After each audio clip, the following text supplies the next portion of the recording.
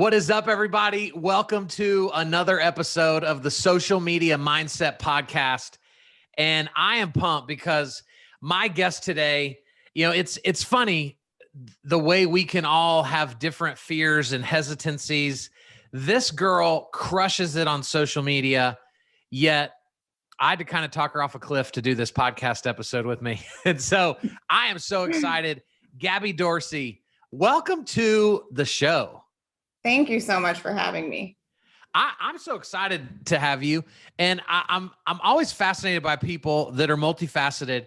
And so you do real estate full time.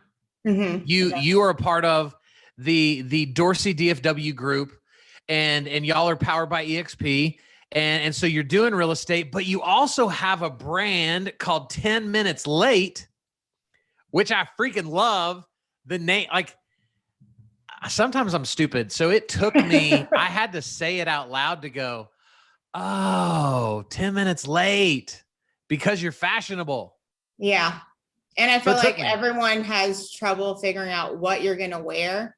Yeah. And for women, I feel like we're almost always late. At least for me, I know that for a fact. I'm almost always late everywhere. As much as I try to be like on time, I really try with my clients to like not be late, or at least give them a heads up, but it just kind of stuck with something that resonates with me since I'm always late, at least like 10 minutes late.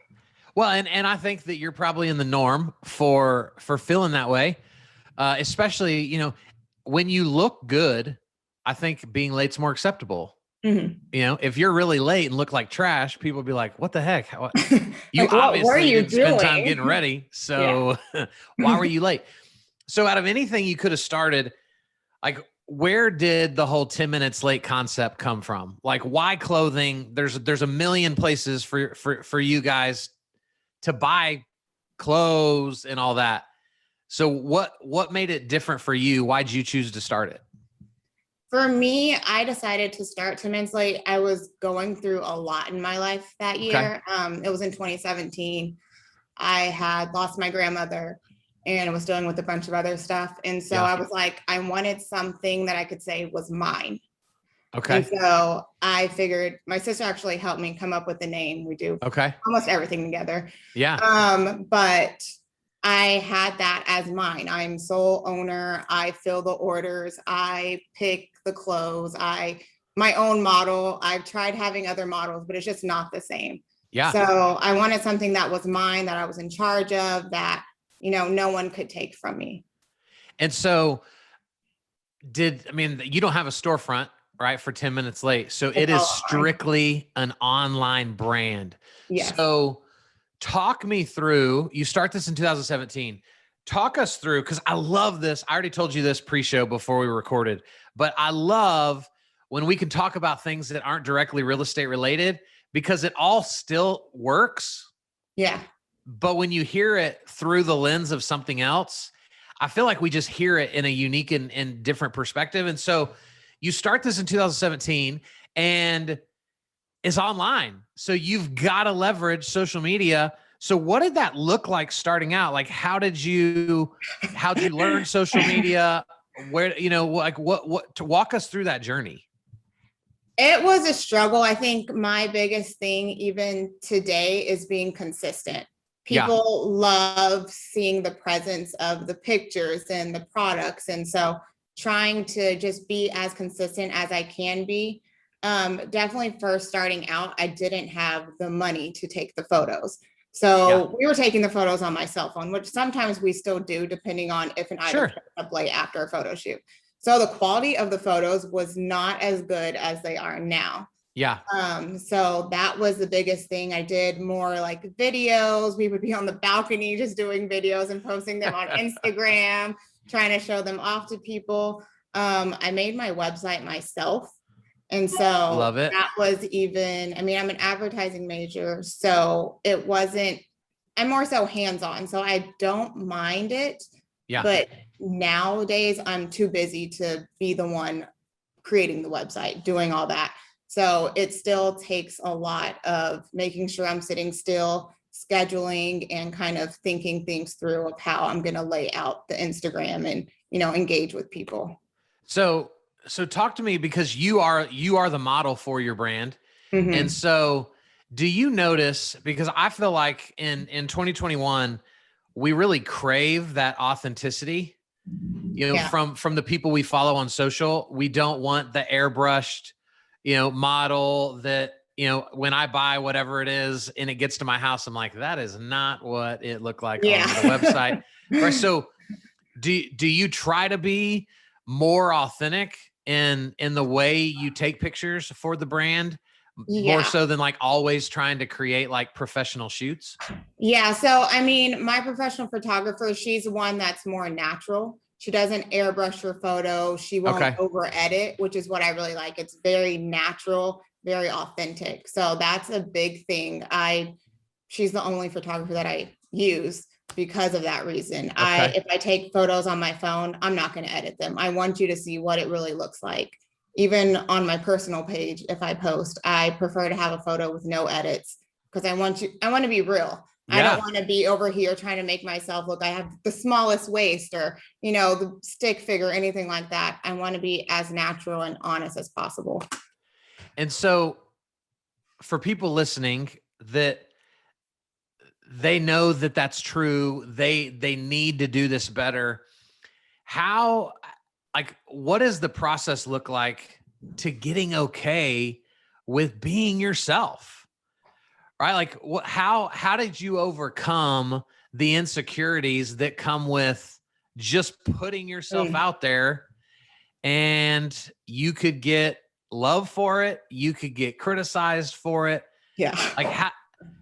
With other members of the real estate team, like how do you coach them through the insecurities that come with that? I think you just have to be okay with being yourself. And I think it's a process for everyone to go through. I mean, I still have insecurities here and there, like, oh my gosh, I don't like this photo. But in all honesty, you just have to be okay with being yourself, and no one's perfect. So as long as you can accept you the way you are, I mean, everyone's going to be able to relate to that, of you being a human, you having flaws, you not, looking a certain way. People can respect that.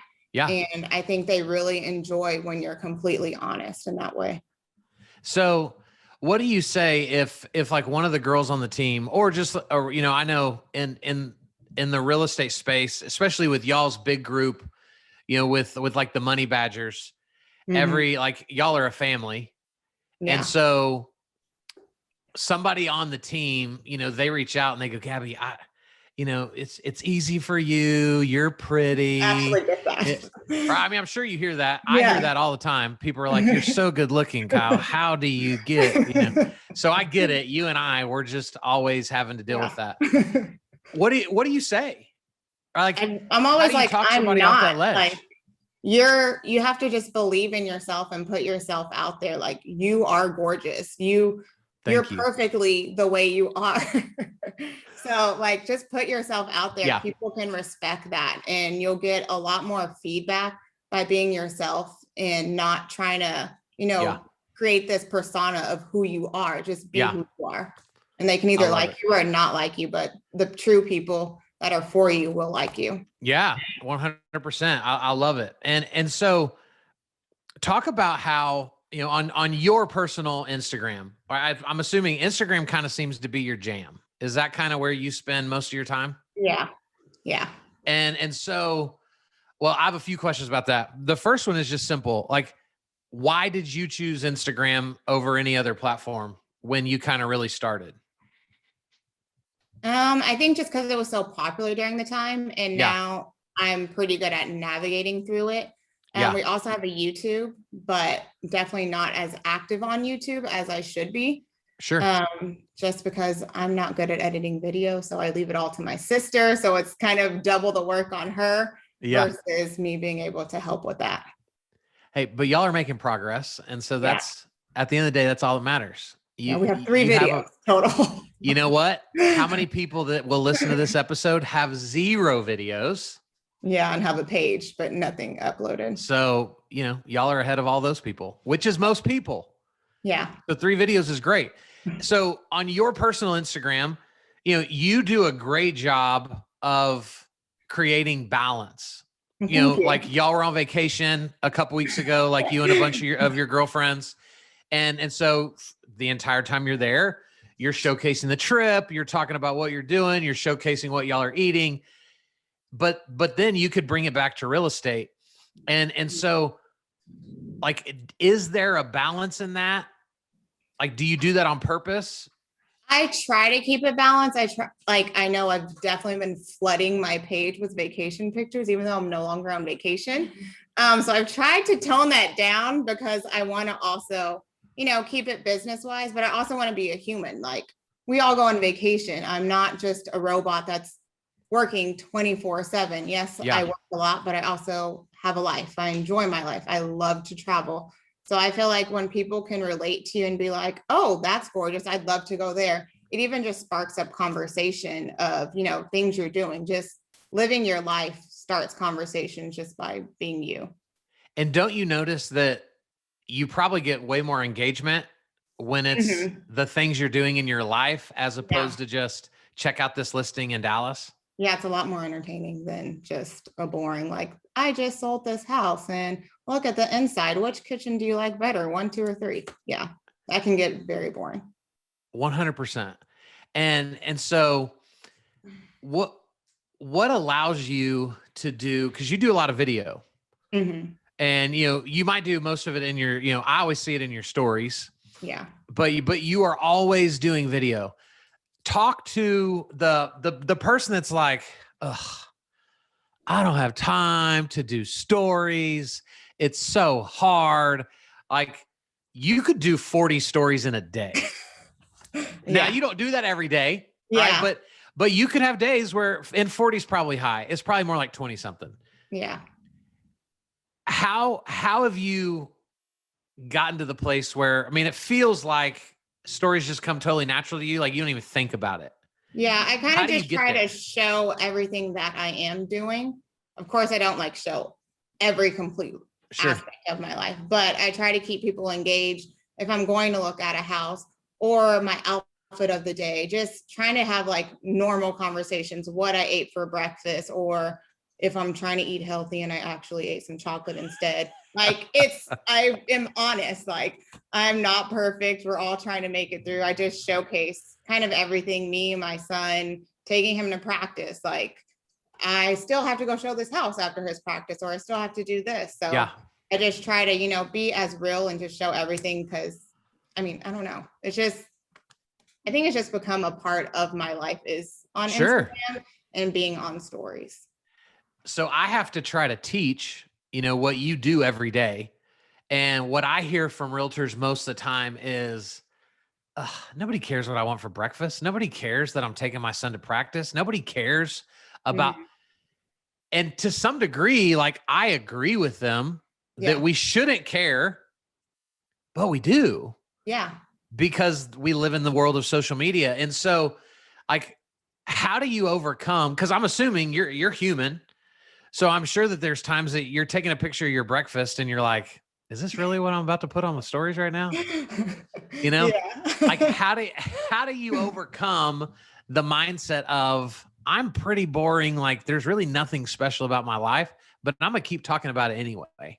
How do you do that? I think it's just over time become like a norm. And I feel like a lot of times people don't think people are interested, but I mean, how many people watch reality TV every day? That stuff is trash. You'll watch someone literally go have a photo shoot. You'll watch someone sit down and eat dinner with their family on TV and do all this other stuff. Like, just as entertaining as they are, you're also very entertaining. We're all boring, but we all have, you know, boring, interesting lives that people would enjoy to know more about. Like, people talk to me about my son like they know him or they've met him. They'll be like, Tony this, and I'm like, oh, I've never even held a conversation with you. Or so it's just really surprising how much people feel engaged in your life and that they know you just by being yourself on your stories and showing as much as you can or as much as you're comfortable with. And I think the more you start to do it, the better, like, a comfort level you'll have showing more on your stories, and it just becomes a routine. So good. And that's the key. You just said it, allowing it to become routine. is the most important part. And so I want to ask you this. I don't even think I've asked anybody this on my show so far. So we'll be, you know what? This could be episode number 50. It's right. It's going to be right around like 49 or 50. So 49 or 50 episodes in, I've never asked this question. Gabby, what's next for you in like your evolution of social media? Like, is there something that you're not great at that you plan to be better at in the future?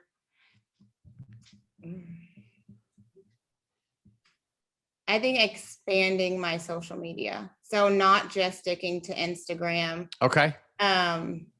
Doing better about actually doing the YouTube videos and promoting that and engaging more people on the YouTube, because people do enjoy the stories. So why not be more productive and actually record myself for YouTube, like daily vlogs? Like I can be on stories all day, but I'll forget to like make sure I'm recording for YouTube and stuff like that. So I think that's something where I need to pay more attention to. And give, more time to that. And have you heard that YouTube has YouTube Shorts now? So YouTube Shorts, they're minute-long videos. So that really this is YouTube's attempt to kind of play in the TikTok swimming pool. And it's one of those things that it's so early. There's a lot of people that are saying it's really helping their viewership. It's helping their subscribers, because YouTube's pushing it super hard. So your talent for stories could really benefit you in YouTube Shorts. Yeah. Because people, I think too, will try to watch a YouTube video, and unless they're really that engaged in the video, they're not going to watch a whole 35-minute YouTube video. No doubt. No doubt. Yeah, you're absolutely right. And so talk to the agent. I want you to put your coaching hat on for a sec. So whether that's fun for you or not, this is my show and I'm making you do it right now. and so I always like to talk specifically about video when we're doing these episodes, because this is where I watch most realtors struggle the most. And so y'all bring a brand new agent into your team. They're super uncomfortable with the idea of doing video. What do you say to them first? To put themselves out there and believe that they can actually do it. Unless they're actually trying, then they don't know. Like, I mean, if your video is not even good, it doesn't matter. It'll get better along the way, but it's not until you actually start putting yourself out there and trying. Actually, we have someone that's not very comfortable on stories, and she's always like, you're so comfortable just talking to your phone. And I'm like, I think it just takes time. And so I think the more she gets used to it and does it more often, the better she'll get. She's gotten good at showing the properties, but not as much as engaging herself in her stories. It's more so just the properties. That's great advice. That is great advice. And so do you, Gabby, do you do Instagram Live? No, I do not. Your whole count. Y'all can't see this on the podcast.